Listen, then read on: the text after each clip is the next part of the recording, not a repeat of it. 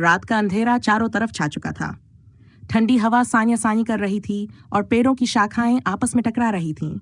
गांव का पुराना स्कूल खामोश खड़ा था, जैसे किसी गहरे रहस्य को अपने अंदर छुपाए हुए हो। इस स्कूल के बारे में गांव में कई कहानियां मशहूर थीं। लोग कहते थे कि रात के वक्त यहाँ अजीब अजीब आवाजें सुनाई देती हैं और कई लोगों ने खिड़कियों के पीछे किसी परछाई को चलते हुए भी देखा है। राहुल और उसके दोस्त रवि और सलीम ने उस रात एक अजीब फैसला किया। हमें सच्चाई जाननी है, ये बस लोगों के बनाए हुए किस्से हैं, राहुल ने पक्का इरादा करते हुए कहा। रवि ने थोड़ी घबराहट के साथ कहा, भाई उस पुरानी इमारत में रात को जाना समझदारी नहीं है, लोग वैसे ही कहते हैं कि वहां कुछ है। राहुल ने हंसते हुए कहा, डरपोक मत बनो रवि, आज रात सब कुछ साफ हो जाएगा। तीनों दोस्तों ने अपने हाथ में टॉर्च ले ली और स्कूल की तरफ चल पड़े। रात की खामोशी और गांव की सुनसान गलियों ने उनके दिलों में डर पैदा कर दिया, लेकिन वे अपने इरादे पर डटे रहे। जब वे स्कूल पहुंचे, राहुल ने टॉर्च की रोशनी गेट के अंदर डाली और बोला, आओ, डरने की जरूरत नहीं है, सब ठीक है। वे स्कूल के आंगन में दाखिल हुए। हर तरफ सूखे पत्ते और कागज के टुकड़े बिखरे पड़े थे। उनके हर कदम की आवाज गूंज रही थी। जैसे ही वे मुख्य हॉल में पहुंचे, ठंडी हवा का एक झोंका आया और दरवाजा जोर से धड़ाम की आवाज के साथ बंद हो गया। ये किसने किया? रवि ने कांपती आवाज में पूछा।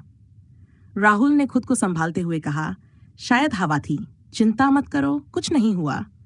तभी ऊपर वाली मंजिल से किसी के कदमों की आवाज सुनाई दी, टक टक टक। तीनों के दिल तेजी से धड़कने लगे। ऊपर कोई है क्या? रवि ने कांपती हुई आवाज में पूछा। राहुल ने अपने डर को काबू में रखते हुए कहा, शायद चूहे होंगे, चलो ऊपर चलकर देखते हैं। तीनों ने सीढ़ियों की ओर कदम बढ़ाए। जैसे ही वे सीढ़ियों पर चढ़ने लगे, उनके कदमों की आवाजों के साथ साथ ऊपर से किसी के चलने की आवाज और तेज हो गई। जैसे ही वे ऊपर पहुंचे, सब कुछ अचानक खामोश हो गया। यहाँ तो कोई नहीं है, राहुल ने पीछे मुड़कर कहा। भाई, मुझे यहाँ से चलना है, सलीम ने गिड़गिड़ाते हुए कहा। अरे, अभी तो आए हैं, राहुल ने गुस्से में कहा, तुम लोग बस डरपोक हो। उसी वक्त हॉल की खिड़की जोर से धड़ाम की आवाज के साथ बंद हो गई। तीनों चौंक गए और तेजी से पीछे मुड़े।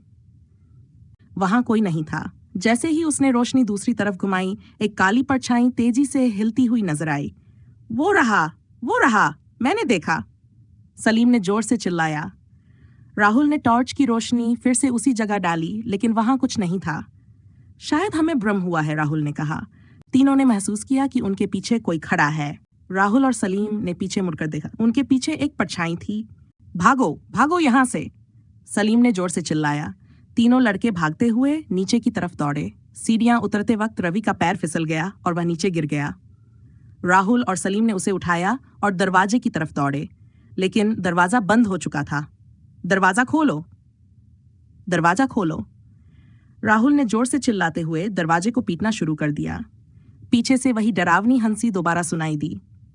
हा हा हा, तुम लोग यहां से कभी नहीं जा सकते, रवि ने डर से रोते हुए कहा। हमें माफ कर दो, हमें जाने दो। औरत की परछाई उनके करीब आती जा रही थी। उसकी लाल आंखें और चेहरे पर भयानक मुस्कान, जैसे वह तीनों को अपने साथ ले जाना चाहती हो। यह जगह अब तुम्हारी कब्र बनेगी, औरत ने ठंडी और गूंजती हुई आवाज में कहा। राहुल ने एक आखिरी बार पूरी ताकत से दरवाजे को धक्का दिया। दरवाजा अचानक खुल गया और तीनों लड़के जोर जोर से चिल्लाते हुए बाहर भागे। उन्होंने पीछे मुड़कर नहीं देखा।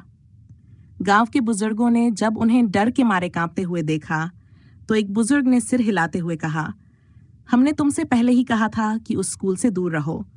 वहां वो है जो किसी को जिंदा वापस नहीं आने देती।